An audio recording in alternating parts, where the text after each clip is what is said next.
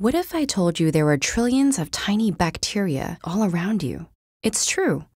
Microorganisms called bacteria were some of the first life forms to appear on Earth.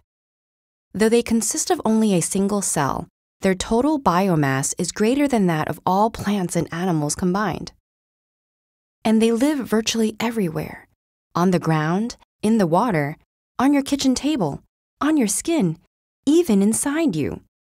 Don't reach for the panic button just yet. Although you have 10 times more bacterial cells inside you than your body has human cells, many of these bacteria are harmless or even beneficial, helping digestion and immunity. But there are a few bad apples that can cause harmful infections, from minor inconveniences to deadly epidemics.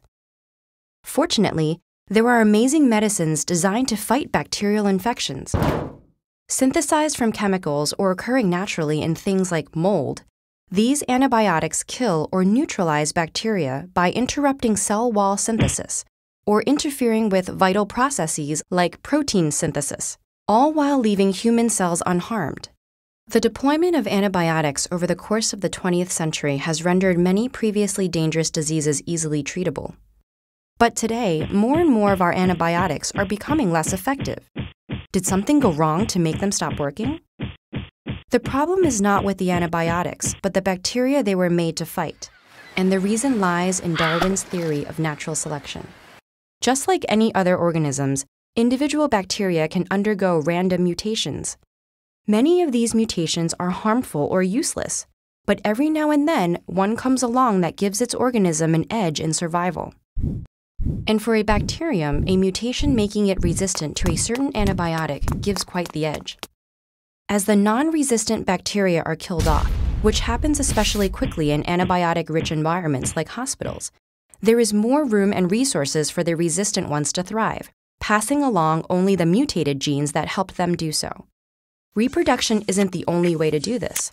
Some can release their DNA upon death to be picked up by other bacteria, while others use a method called conjugation, connecting through pili to share their genes.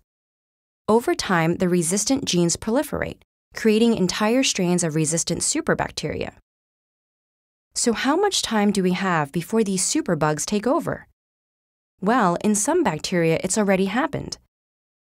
For instance, some strands of Staphylococcus aureus, which causes everything from skin infections to pneumonia and sepsis, have developed into MRSA, becoming resistant to beta-lactam antibiotics like penicillin, methicillin, and oxacillin. Thanks to a gene that replaces the protein beta-lactams normally target and bind to, MRSA can keep making its cell walls unimpeded. Other superbacteria like Salmonella even sometimes produce enzymes like beta-lactamase that break down antibiotic attackers before they can do any damage. And E. coli, a diverse group of bacteria that contains strains that cause diarrhea and kidney failure, can prevent the function of antibiotics like quinolones by actively booting any invaders that manage to enter the cell. But there is good news. Scientists are working to stay one step ahead of the bacteria, and although development of new antibiotics has slowed in recent years, the World Health Organization has made it a priority to develop novel treatments.